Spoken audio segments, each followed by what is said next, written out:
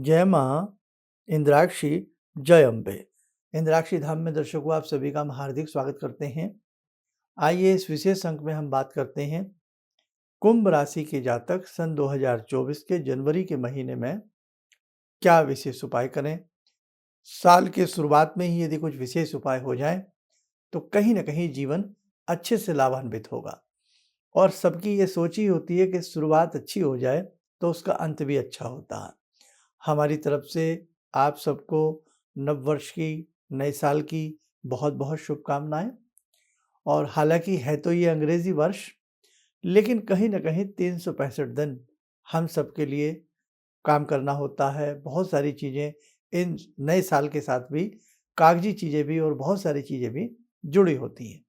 तो हम तो आप सबके लिए भगवती से यही प्रार्थना करते हैं, हर्षोल्लास के साथ आपका ये वर्ष बीते, आपकी समस्त मनोकामनाएँ पूर्ण हों। अब इस अंक में जो हम आपको उपाय बताएँगे वो किसके लिए है?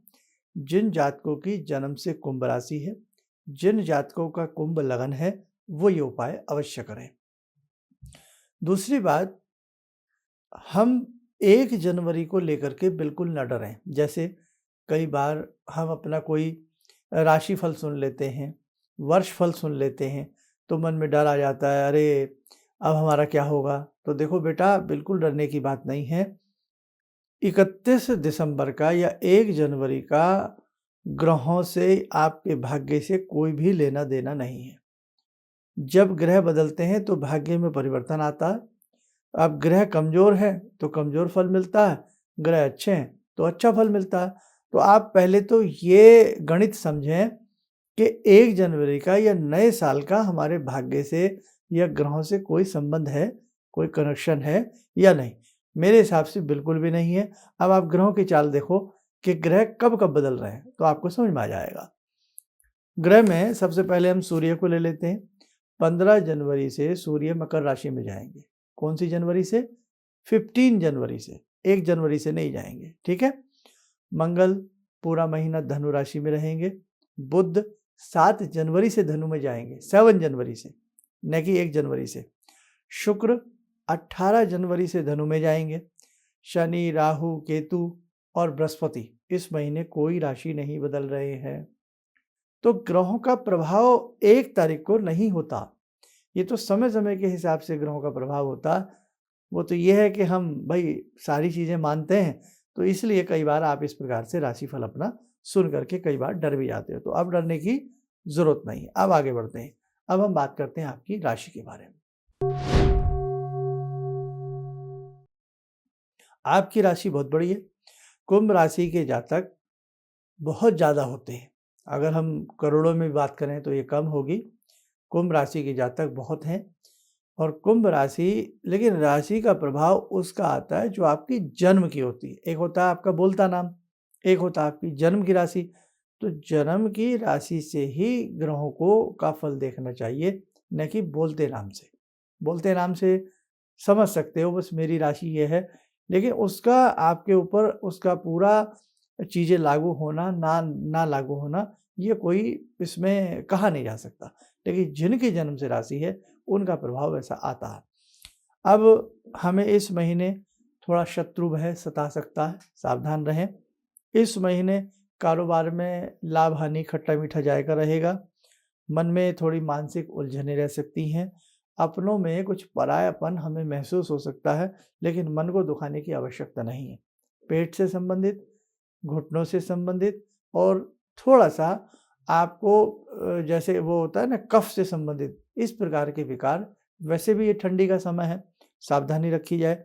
लेकिन ग्रहों का जो गणित है वो कुछ इस प्रकार का है।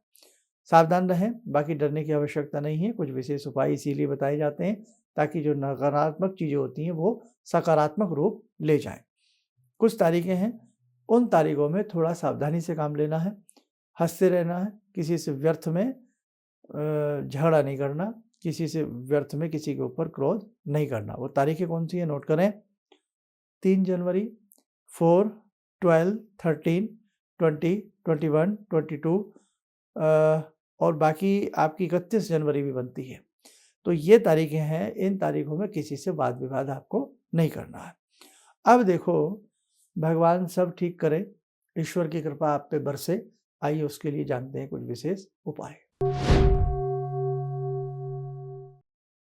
उपाय में हम कुछ उपाय इस प्रकार से करेंगे, जैसे आपकी राशि कुंभ है, कुंभ राशि के ऑनर लॉर्ड ग्रह होते हैं शनि। तो हमें जनवरी के महीने के 2 या 3 शनिवार ये उपाय करना है, बहुत काम आएगा आपके। ठंडी का समय है, थोड़ा सर्दी का मौसम है। किसी भी नीडी पर्सन को, ज़रूरतमंद को गरम टोपी, मफरल, लोई, कंबल ब्लैक रंग काला शनि का होता है, नीला भी होता है यूँ तो शनि का, तो आप नीला भी ले सकते हैं। काला या नीला आप किसी को, ज़रूरतमंद को ज़रूर दिलाएं। 1 या 2-3 शनिवार, या जीवन में जब भी ऐसा लगे तो शनिवार के दिन ऐसी चीज़ें दिलाई जा सकती हैं। और यदि कहीं आसपास गौशाला है तो थोड़ा-थोड़ा गुड़, उसके ऊपर थोड़ा काला तिल बुरबुरा लें। जैसे आपने 5 किलो गुड़ ले लिया, 5 किलो गुड़, 50 ग्राम काला तिल ले लो, थोड़ा-थोड़ा उसके ऊपर छींटा मार के, और मन ही मन न्याय के देवता शनि का ध्यान करके आप किसी गौशाला में जाकर के खिलाइए। तिल भी गर्म होता है, गुड़ भी गर्म होता है, गाय की सेहत के लिए भी अच्छा है और आपके परमार्थ के लिए भी अच्छा है और शनि की दृष्टि से भी अच्छा है। तो ऐसा 2 या 3 शनिवार जनवरी के महीने में शुभ कर्म करो, ताकि आगे शुभता की आदत पड़े और अच्छा जीवन रहे। तो ये भी आप कर सकते हैं। इसी के साथ साथ आसपास यदि कोई बरगद का या पीपल का पेड़ हो, मीठा जल बना लें, थोड़ा उसमें काला तिल डाल लें और पीपल को सींच करके आवें, यानी कि उनकी जड़ में मन ही मन ओम शम शनिश्चराय नमः, ओम शम शनिश्चराय नमः बोलते हुए पीपल की जड़ में वो जल अर्पण करें। आसपास कोई हनुमान जी का मंदिर हो, शनिवार की संध्या को जल देना है। सुबह के समय, संध्या के समय किसी हनुमान जी के मंदिर में जावें, चौमुखा दीपक शनिवार की संध्या को जलावें और 2 लड्डू भगवान को अर्पण करके, पुष्प अर्पण करके, उन्हीं के श्री चरणों में बैठ करके आप 5 बार या 7 बार या 9 बार या 11 बार हनुमान चालीसा का पाठ करके आएँ और विनती करें, संकट कटे मिटे सब पीरा, जो सुमरे हनुमत बलबीरा। कि हे भगवान, ये नया साल प्रारंभ हुआ है, भले ही देखो भाई अंग्रेजी है, लेकिन अब साल तो साल है ना, जीन तो हमें तो हर क्षण अच्छा चाहिए। अब वो रूप मिल गया नए साल का, तो आप उसे मनाइए, कोई ऐसी बात नहीं है। तो भगवान से प्रार्थना करें कि मेरे जीवन का हर क्षण सुंदर हो, हर क्षण मेरे जीवन का आपकी कृपा से अच्छा रहे। बस ऐसी विनती करके आएँ, आपको बहुत अच्छा लाभ मिलेगा। और यदि आप शनिवार की सुबह में नहाते हैं, तो नहाने के उपरांत थोड़ा-सा नाभि पर सरसों का तेल लगाएँ। नहाने के उपरांत, तेल में भी शनि का वास होता है और नाभि में अमृत होता है, नाभि में हमारा चक्र भी होता है। नाभि पर शनिवार की सुबह नहाने के उपरांत तेल लगाने से हमारी धरन कम गिरती है, सुपाच्यता बनी रहती है और वैसे भी काफ़ी अच्छा रहता है। हल्का सा तेल लगाना होता है। बस इन उपायों में से जो भी आपको उपाय लगे कि मैं कर सकता हूँ या कर सकती हूँ, तो आप इन उपायों में से करने का ज़रूर प्रयास करें। 9 मुखी के 9 रुद्राक्ष, 11 मुखी का रुद्राक्ष या 114 मुखी रुद्राक्ष आपके लिए पहनना बहुत श्रेष्ठ रहेगा, बहुत अच्छा रहेगा आपके लिए। और एक चीज़ और इसमें ध्यान से सुन लें, यदि आप नॉन-वेज लेते हैं, तो शनिवार के दिन जिनकी कुंभ राशि है, कुंभ लगन है, वो कदापि नॉन-वेज ना लें। वैसे तो कभी भी नहीं भैया, आप क्या कहें, नहीं लेना चाहिए। लेकिन आप बहुत स्मार्ट हैं, बहुत समझदार हैं, तो उसके सामने तो सब फीके पड़ जाते हैं।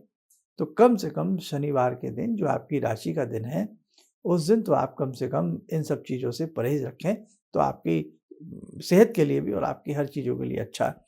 ये तो एक बहाना होता है कि साहब कमज़ोरी आ गई, कमज़ोरी आ गई। अरे क्या दूध बादाम नहीं है कमज़ोरी मिटाने के लिए? क्या अखरोट नहीं है? क्या मेवाएँ नहीं हैं? क्या दूध को फेंट करके, उबाल करके अच्छा सा पी करके नहीं है? हैं? तो क्या हमारे देश में आपने देखा कि किस प्रकार से हम भारतवर्ष के वासी हैं, क्या हमारे देश में यही चीज़ें खाई जाती रही हैं? क्या हमारे देश में कभी पहलवान नहीं हुए? क्या हमारे किसान भाई पहलवान नहीं होते? या हम जैसे जो लोग खाते हैं, क्या हम में दिमाग नहीं है? हैं?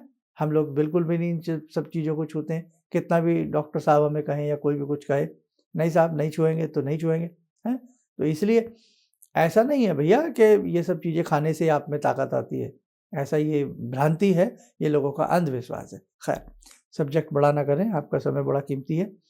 तो इसी के साथ साथ काले कुत्ते को दूध पिलाना भी शनिवार के दिन शुभ होता है। और रुद्राक्ष हमने बता ही दिया, 114 मुखी हो या 9 मुखी के 9 हो या 11 मुखी हो, आपके लिए अच्छा होता है। श्री यंत्र, अंबिका यंत्र, हनुमंत विषा यंत्र की साधना भी आपके लिए शुभ होती है, श्रेष्ठ होती है। किसी मरमग्गे से भोजपत्र के ऊपर बनवा करके रखा जाए, घर में कुछ ना हो तो धूप दीप देते रहे, उसी से हमें फल की प्राप्ति होती रहती है। अब एक चीज़ और ध्यान से सुने, हमने मेष राशि से मीन राशि तक के उपाय बताए हैं। हो सकता है आपके घर में, परिवार में, मित्र में किसी की कोई और राशि हो, तो वो भी अपनी राशि के उपाय सुने और उन्हें करे, तो ईश्वर की कृपा से उन्हें लाभ की प्राप्ति होगी। आपकी आंख में किसी भी प्रकार से दुख के आंसू ना आए, गम के आंसू ना आए। आप यूं ही सदा मुस्कुराते रहें, हंसते रहें, आप स्वस्थ रहें, सुखी रहें। इन्हीं शब्दों के साथ हम अपनी वाणी को विराम देते हैं। जय जय अम्बे। भगवान से जुड़ो, और भगवान को से जुड़ने का जरिया आपने बताया, बहुत अच्छा लगा, बहुत धन्यवाद। और सनातन धर्म को जिंदा रखने के लिए आप जो प्रयास कर रहे हैं बहुत सराहनीय है। हम लोग को मौका मिला है, हम लोग भाग्यशाली हैं जो आपके करीब आने का हम लोग को मौका मिला है। किसी भी समस्या के समाधान के लिए मिले प्रसिद्ध हस्तरेखा एवं वास्तु विशेषज्ञ प्रोफेसर धर्मेंद्र शर्मा जी से। नोट: शिविर में भाग लेने हेतु एवं व्यक्तिगत रूप से मिलने के लिए कॉल करने का समय सुबह 10 बजे से शाम 6 बजे तक। हमारे विभिन्न ज्ञानवर्धक कार्यक्रम देखने के लिए आप हमें अभी सब्सक्राइब करें, बेल आइकन को प्रेस करें ताकि आप देख सकें हमारा कार्यक्रम सबसे पहले। और अधिक जानकारी के लिए फेसबुक पेज को लाइक करना न भूलें।